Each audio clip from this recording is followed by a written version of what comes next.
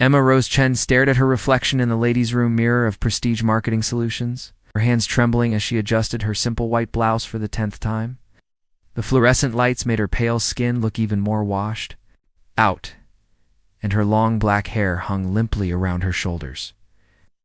At 24, she looked younger than her years, something that had become increasingly problematic in her professional life. The morning had started like any other, but everything changed during the 10 o'clock staff meeting. Diana Walsh, the sharp-tongued creative director, had announced the opening for senior marketing manager, a position that came with a $60,000 salary increase and the opportunity to work with international luxury. Had raced with excitement until Diana's next words crushed her dreams like glass under a hammer. "This position requires someone with sophisticated life experience," Diana had said, her cold blue eyes scanning the conference room. "Our clients expect to work with someone who understands high-end lifestyles, someone who can wine and dine, foreign executives, someone who has traveled the world and knows how to handle herself in exclusive social circles." Those words had hit Emma like a physical blow. She knew exactly what Diana meant. Emma had never been to Europe, had never tasted wine that cost more than $20, and had never been to the kind of exclusive events where business deals were made over champagne and caviar. The harsh reality back at her cramped desk. Emma tried to focus on the quarterly reports, but Diana's words echoed in her mind. She had worked at Prestige Marketing for 3 years, putting in 60-hour weeks, staying late to perfect every campaign, and earning praise for her creative ideas. But none of that seemed to matter if she lacked the worldly sophistication Diana demanded. "Emma, my office now." Diana's voice cut through the office chatter like a blade. Emma's stomach dropped as she walked. Across the marble floors of the upscale office, Diana's corner office overlooked San Francisco Bay. With floor-to-ceiling windows that showcased the city's wealth and power, Emma had always felt intimidated in this space, surrounded by awards and photos of Diana with celebrities and business moguls. "Sit," Diana commanded, not looking up from her computer screen. Emma perched on the edge of the leather chair, her hands folded in her lap like a schoolgirl called to the principal's office. "I'm going to be direct with you, Emma," Diana finally said, turning her attention to the young woman. "You have talent, I'll give you that. Your campaigns show creativity and understanding of market psychology. But you lack something essential. For the senior position, something that can't be taught in business school." "What's that, Ms. Walsh?" Emma managed to ask, though she feared the answer. "Confidence, worldliness. The kind of experience that comes from living life fully, not just working yourself to death." Diana leaned back in her chair, studying Emma with calculating eyes. "Our clients are sophisticated people. They can spot innocence from a mile away, and frankly, innocence doesn't inspire confidence in business deals worth millions of dollars." Emma felt her cheeks burn with embarrassment. "Oh. "I've been working hard to prove myself professionally." "Professional competence isn't enough," Diana interrupted. "Julian Torres from our LA office is also being considered for this position. Lee's traveled extensively, speaks 3 languages, has connections in Monaco and Milan. He knows how to handle himself at exclusive events, how to make clients feel comfortable spending their money with us." The mention of Julian made Emma's heart sink further. She had met him at the company retreat last year. A charming man in his early 30s who seemed to effortlessly command attention wherever he went. He had regaled everyone with stories of his adventures in exotic locations, his relationships with influential people, his knowledge of fine wines and expensive art. "I'm not saying you'll never be ready for this kind of role," Diana continued, her tone softening slightly. "But right now, you come across as a sheltered young woman who has never experienced anything beyond her textbooks and computer screen. That needs to change if you want to advance in this industry." The weight of dreams after the meeting. Emma sat at her desk in a daze. $60,000 more per year would change everything. She could move out of the tiny apartment she shared with her mother in Chinatown, help pay off her mother's medical bills from the cancer treatment 2 years ago, and finally stop living paycheck to paycheck. But more than the money, Emma wanted respect. She was tired of being seen as the quiet, naive girl who worked hard but lacked sophistication. She wanted to be taken seriously, to have her ideas valued not just for their creativity, but for her ability to execute them in the real world. As the afternoon wore on, Emma found herself thinking about her childhood friend, Sebastian Knight. They had grown up in the same neighborhood before his family's tech startup had made them billionaires when she was 16. Despite the dramatic change in their circumstances, Sebastian had remained her closest friend, the one person who truly understood her. Sebastian lived in a world Diana would consider sophisticated. His penthouse apartment overlooked the Golden Gate Bridge, traveled the world for business and pleasure, and he moved effortlessly through high society events. More importantly, he had always treated Emma with kindness and respect, never making her feel inferior because of her modest background. The impossible request that evening. Emma found herself standing outside Sebastian's building in Soma, her hands shaking as she pressed the button for his penthouse.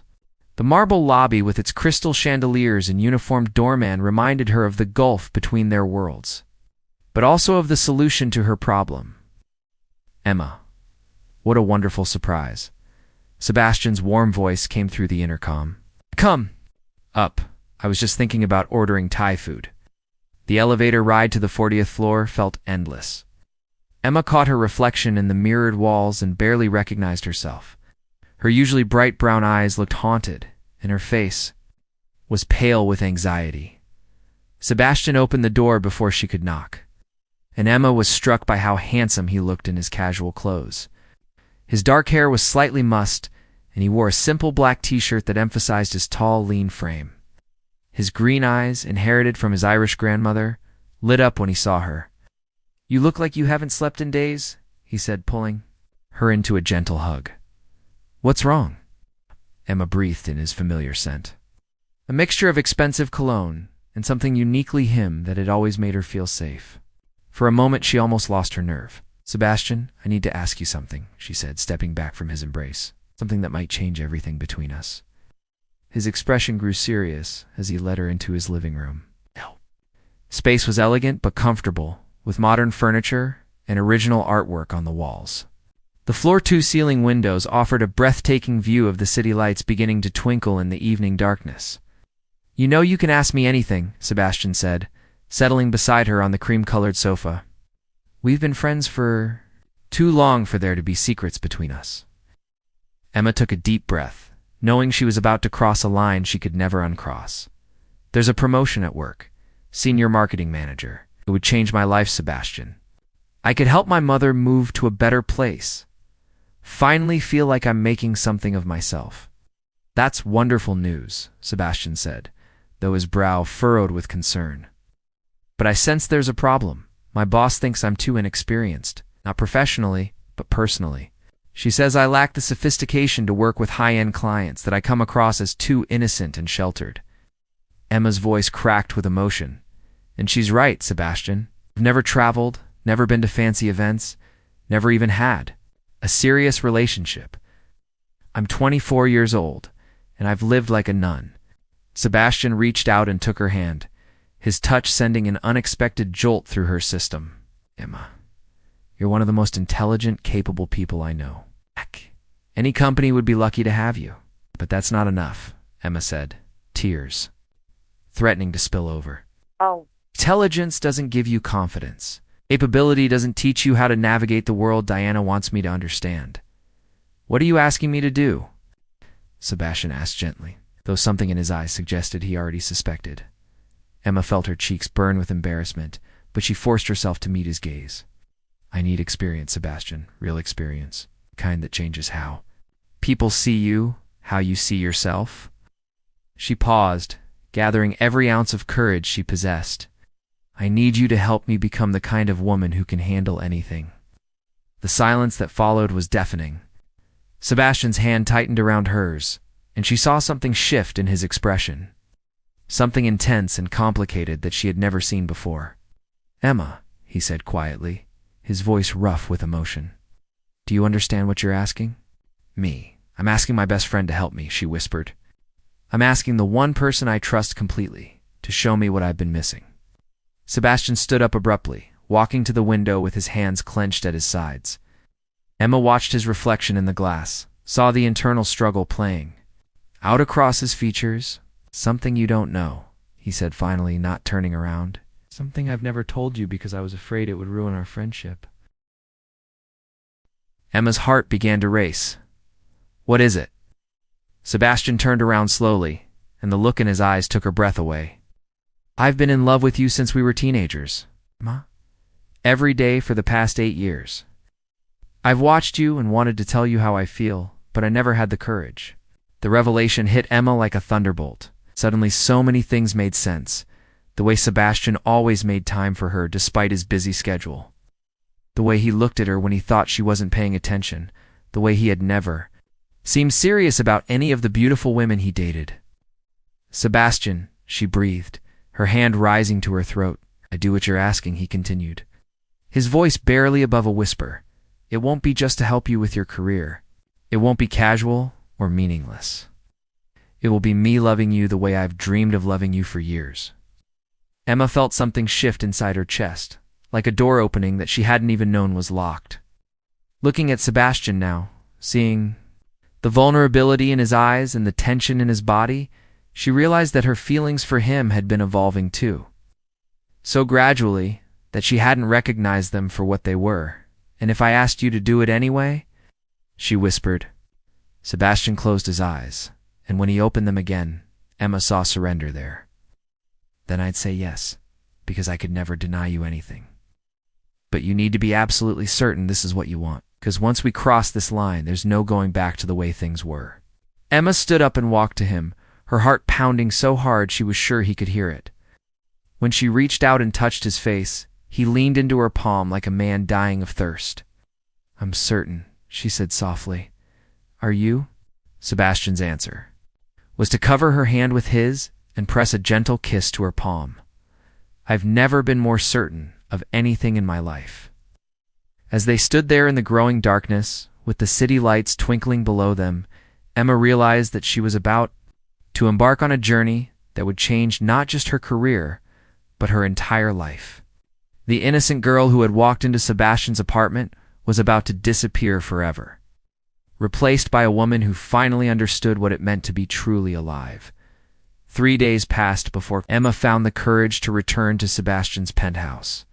During those 72 hours, she had replayed their conversation countless times, each memory sending shivers through her body. Sebastian had given her space to think, sending only one text message: "Whatever you decide, nothing changes between us. You're still my best friend." But Emma knew that wasn't true. Everything had already changed the moment he confessed his feelings. She found herself looking at old photos of them together with new eyes, noticing the way he always positioned himself protectively near her. The way his smile was different when he looked at her compared to others. On Friday evening, she stood once again outside his building, wearing a simple navy dress that her mother had helped her choose. Catherine Chen had noticed her daughter's distracted state but hadn't pressed for details, simply offering quiet support and a gentle reminder that sometimes the most important decisions require the most courage. Sebastian answered his door within seconds, as if he had been waiting by the intercom. He looked nervous, his usually perfect hair slightly disheveled, wearing dark jeans and a white button-down shirt with the sleeves rolled up. "Hi," Emma said softly, suddenly feeling shy despite their years of friendship. "Hi, yourself," Sebastian replied, his voice warm but careful. "Come in, I made dinner." The apartment smelled amazing, filled with the aroma of garlic and herbs. Sebastian had prepared her favorite meal, homemade pasta with truffle cream sauce, something he had learned to make during a summer in Italy years ago. Candles flickered on the dining table, and soft jazz played in the background. "You remembered," Emma said, touched by the gesture. "I remember everything about you," Sebastian admitted, pulling out her chair. "It's one of the perks of being hopelessly in love with someone for 8 years. The dinner of confessions, they ate slowly, the conversation flowing easier than Emma had expected. Sebastian told her about his week, a series of board meetings and investment calls that had kept him busy but distracted. Emma shared updates about work, carefully avoiding mention of the promotion that had started this entire situation. "You nervous?" Sebastian asked as they finished the main course, his green eyes studying her face in the candlelight. "Terrified," Emma admitted with a small laugh. "But not for the reasons you might think." "What do you mean?" Emma set down her wine glass, gathering her thoughts. "I keep thinking about what you said, about being in love with me for so long. I'm scared that I've been blind to my own feelings, that I've been running from something I wanted without even realizing it." Sebastian leaned forward, his expression intense. "And what do you think you wanted?" Emma whispered, the word hanging in the air between them like a bridge across an impossible chasm. "I think I've wanted you for longer than I'm willing to admit, but I convinced myself it was impossible. You're Sebastian Knight, the billionaire tech genius who could have anyone. I'm just Emma from Chinatown who works 60 hours a week and lives with her mother." Sebastian reached across the table, taking her hands in his. Emma rose chin. "You are the most extraordinary woman I've ever known. Your kindness, your intelligence, your strength, in the face of everything life has thrown at you. Money doesn't make someone worthy of love. Character does. And you have more character in your little finger than most people have in their entire bodies." Tears pricked Emma's eyes. "I love how you see me," she said. "I want to see myself that way too." "Then let me show you," Sebastian said, rising from his chair and extending his hand to her. "Let me show you how beautiful you are, how perfect you are, exactly as you are." The moment of truth, Emma took his hand, allowing him to lead her to the living room where city lights painted patterns across the walls. Sebastian turned to face her, his hands gentle on her shoulders. "We can stop here," he said softly. "We can just talk, just be together. There's no pressure, Emma. There never will be." Emma looked into his eyes, seeing the love and patience there, the willingness to wait forever if that's what she needed. But she also saw the desire, carefully controlled but unmistakably present. It matched the fire that had been building inside her own chest. "I don't want to stop," she said, reaching up to touch his face. "I've spent my whole life being careful, being safe, being the good girl who never takes risks. But the biggest risk would be letting this moment pass without discovering what we could be together." Sebastian's breath caught as she stepped closer, closing the distance between them. "Emma, are you sure? Because once we cross this line..." She silenced him by pressing her lips to his, soft and tentative at first, then with growing confidence as he responded.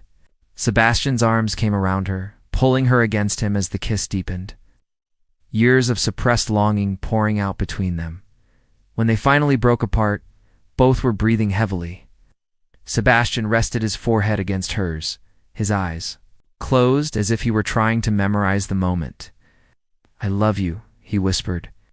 "I love you so much it physically hurts sometimes." "I love you too," Emma replied, the words feeling both foreign and completely natural on her tongue. "Always have, but I was too scared to let myself feel it." Sebastian pulled back to look at her, his eyes searching her face. "What are you scared of now?" Emma considered the question seriously. "I'm scared that I won't know what I'm doing. I'm scared that I'll disappoint you. I'm scared that this will change everything between us and we'll lose what we have." "At me," Sebastian said, cupping her face in his hands. "You could never disappoint me, and as for changing everything, ... He smiled, that crooked grin that had always made her heart skip. "Some changes are worth the risk." The transformation begins. Sebastian led her to his bedroom, a space she had seen before, but never in this context. The room was masculine but elegant, with dark wood furniture and crisp white linens. The wall of windows offered a panoramic view of the bay, where the lights of the city reflected on the dark water like scattered diamonds. "We'll go slow," Sebastian promised, his hands trembling slightly as he reached for the zipper of her dress. "If you want to stop at any point, ... I won't want to stop," Emma said with more confidence than she felt. "I trust you completely." What followed was a night of discovery that exceeded every romantic fantasy Emma had ever harbored.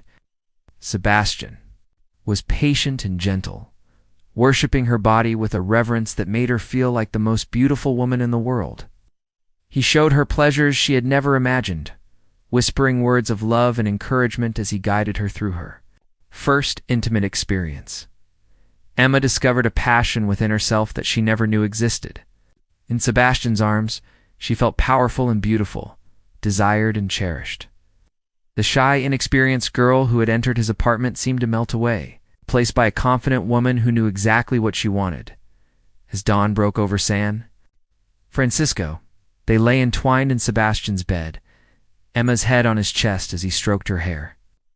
The city was waking up below them, but they existed in their own private world, complete and perfect. No regrets. Sebastian asked softly, pressing a kiss to the top of her head. Emma lifted her head to look at him, seeing the vulnerability in his eyes, despite everything they had shared. "None," she said firmly. "You. Only that it took us so long to get here," Sebastian replied, pulling her up for another kiss. "I could have been loving you like this for years." "We have years ahead of us," Emma pointed out, snuggling back into his embrace. "All the time in the world." The morning after, they ordered breakfast from Sebastian's favorite cafe, eating croissants and drinking coffee while wrapped in silk robes on his terrace. Emma felt different, transformed in ways that went far beyond the physical. She carried herself with new confidence, spoke with new authority, looked at the world with new eyes. "I should probably go home and change before work," Emma said reluctantly, not wanting to leave the cocoon they had created. "What about the promotion?" Sebastian asked. "When is your next meeting with Diana?" Emma had almost forgotten about the original reason for her request. It seemed trivial now compared to what she had discovered about herself and her feelings. "For Sebastian, Monday morning," she said. "But Sebastian, even if I don't get the job, last night was worth everything. I'm not the same person I was yesterday, and that has nothing to do with any career opportunity." Sebastian smiled, that look of love and pride that she was beginning to recognize. "You're going to get that promotion," he said confidently. "And then you're going to change the whole company, just like you've changed my entire world." As Emma prepared to leave, Sebastian caught her hand, pulling her back into his arms for one more kiss. "This isn't the end of anything," he said against her lips. "This is just the beginning." Emma smiled, feeling the truth of his words in every cell of her body. The innocent girl who had walked into his apartment seeking experience had found something far more valuable. She had found herself, and she had found love. Whatever came next, she would face it as the woman she had always been meant to be. Walking home through the morning streets of San Francisco, Emma felt like she was seeing the city for the first time. Colors seemed brighter, sounds more vivid, possibilities more endless. She had asked Sebastian to help her gain experience. But what she had gained was so much more profound. She had gained the confidence to be exactly who she was, and the knowledge that she was worthy of being loved completely and unconditionally. The transformation was complete. But the story was just beginning.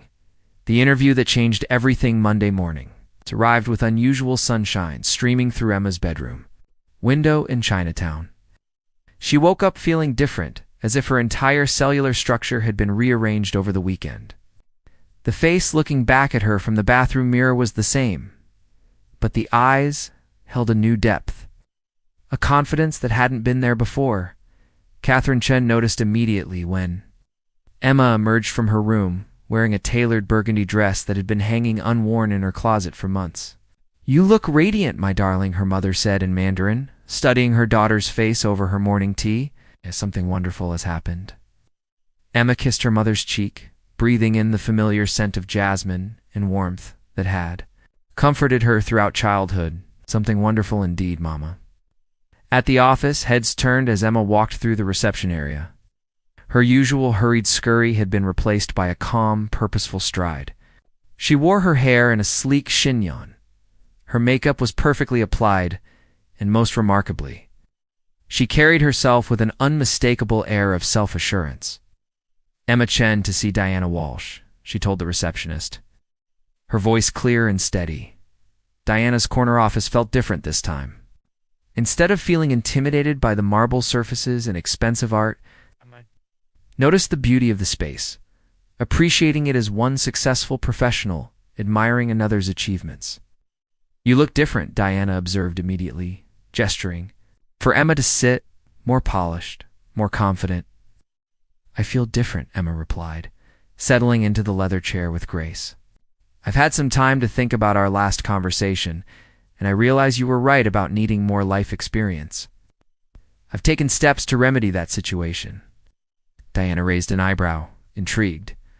"Oh, and what steps were those?" Emma smiled, a mysterious expression that would have been impossible for the shy girl who had sat in this same chair just days earlier. "Let's just say I've discovered that confidence isn't something you can learn from a book.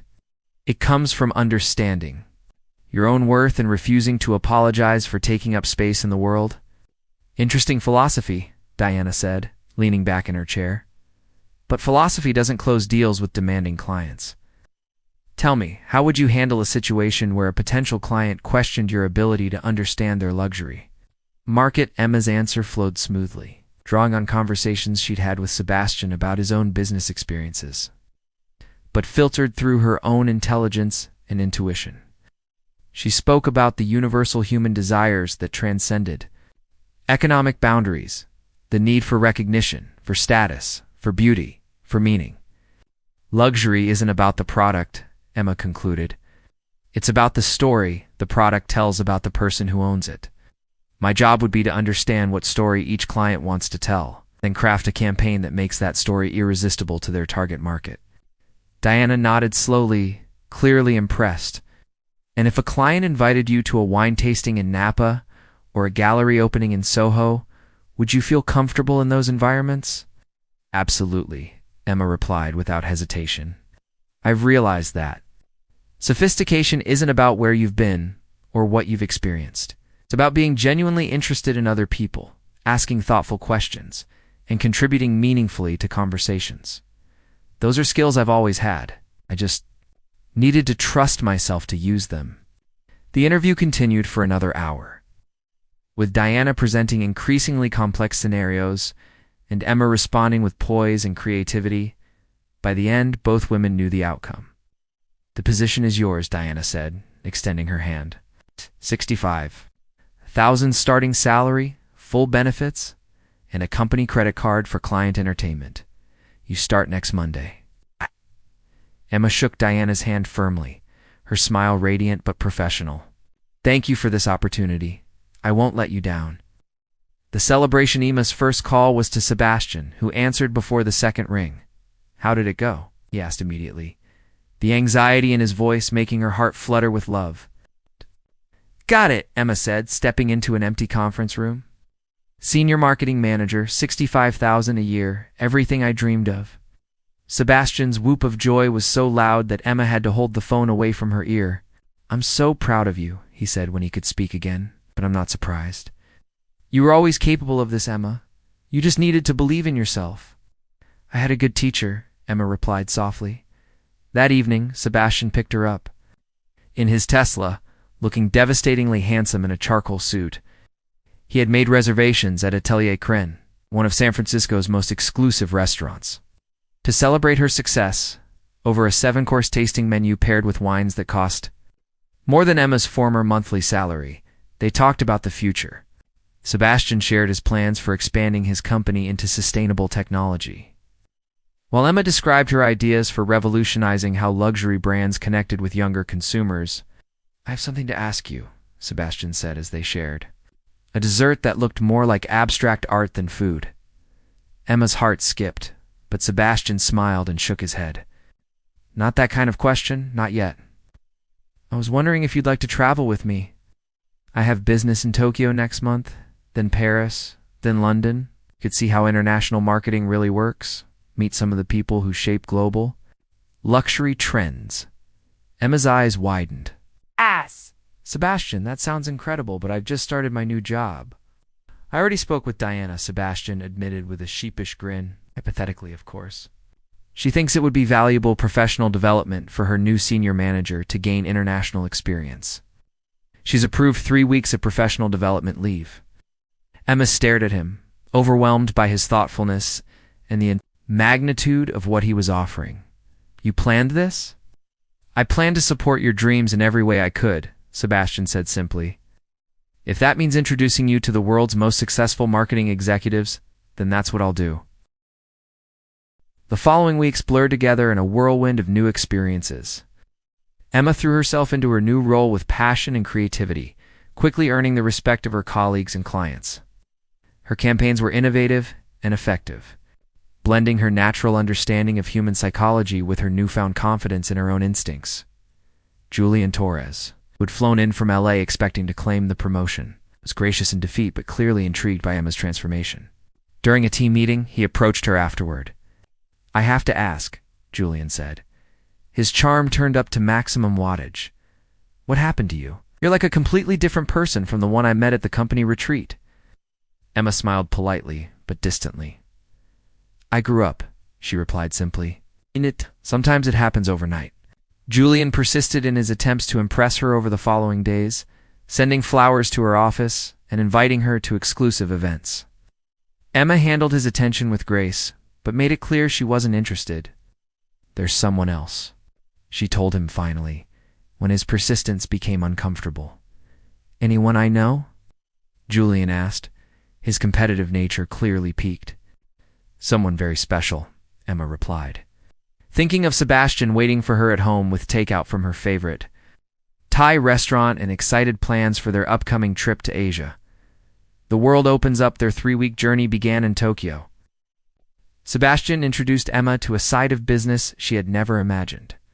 They attended private dinners with tech innovators, visited art galleries with influential collectors, and explored traditional markets where ancient crafts met modern commerce. Emma discovered she had a natural talent for cross-cultural communication. Her genuine curiosity about other people and cultures, combined with her analytical mind, made her invaluable in business meetings.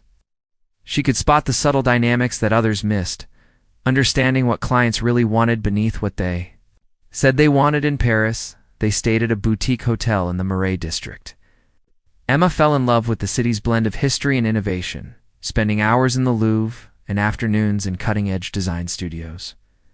Sebastian watched her bloom like a flower in spring, her confidence growing with each new experience.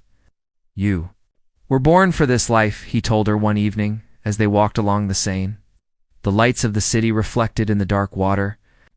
"I was born for any life as long as it's with you," Emma replied. Stopping to face him on the ancient bridge, Sebastian pulled her into his arms, kissing her deeply as tourists and locals streamed past them. When they broke apart, both were breathless. "Marry me," Sebastian said suddenly, the words tumbling out before he could stop them. Emma's eyes widened in shock. "Sebastian, I know it's too soon," he said quickly. "I know we've only been together for a few weeks. But Emma, I've loved you for 8 years. I don't need more time to know that I want to spend the rest of my life with you. I just need to know if you could possibly feel the same way." Emma studied his face in the lamplight, seeing the vulnerability there, the hope and fear warring in his green eyes. She thought about the girl she had been just weeks ago, too afraid to take any risks, too convinced of her own limitations to reach for what she wanted. "Ask me again in London," she said softly, reaching up to touch his cheek. "Ask me when we're watching the sunrise from the London Eye, and I'll give you an answer." London exceeded all of Emma's expectations. The city's energy, history, and sophistication captivated her completely. Sebastian showed her hidden corners of the city that most tourists never saw, introduced her to business partners who became friends and treated her like the queen of his personal empire.